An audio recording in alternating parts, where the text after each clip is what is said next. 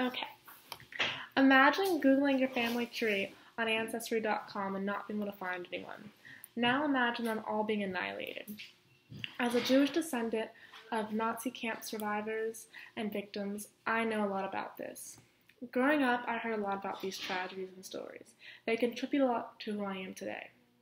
My Jewish culture has contributed to my growing up, my personal life, and my work life. I'm going to tell you a few of the attributes that made me who I am today. One of the things that my grandparents always instilled in me was we wear our burdens quietly. My mother would go to school and be mocked and made fun of. As a little kid, I didn't understand.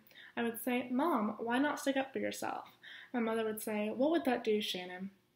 Now, Jewish schools have had bomb threats, over 70, and Jewish cemeteries have been vandalized and destroyed. Have they done anything? No. Just like my mom, they kept quiet and instead have talked about leaving and evacuating and finding a new town. They did something similar to this back in Germany and Egypt. Rather than sticking themselves up and fighting, they just left quietly. Another thing that's happened was when I was a young girl, my grandmother told me something very serious. She said, "Never forget this day." From there, her friend came and showed me her arm. It didn't seem like anything special at first until I saw the tattoos, the numbers. They were Nazi camp concentration numbers. I was shocked and horrified.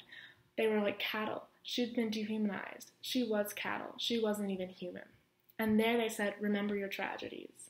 My family had to change their names when they came to America. Not even America would accept them. The Abramowitzes and the Penises could not bring in customers and could not get jobs. So in order to Americanize, they changed their names to the Alberts and the Pines. Even when my mother was in school, which wasn't that long ago, people would throw pennies at her and call her a penny pincher. When I heard this story, I didn't understand that either. Here in the South, I've never been made up for being Jewish. My mom said back in Germany, they were made fun of for being cheap and often not spending much, making them more wealthy. And it was them reminding her that she was a penny pincher. And the pennies, of course, reminding her of the pennies they would throw at her. And finally, growing up Jewish, I was always told that Ashkenazi Jews, which is what my people were the smartest Jews. And I had a lot to live up to. Many of my cousins went on to be engineers, doctors, and lawyers. A lot of my cousins went to very prestigious schools such as Purdue, Vanderbilt, Emory, and so on. I myself went to the University of Tennessee and got a lot of negative flack for that. It's a public school and it's in the South, which didn't help at all.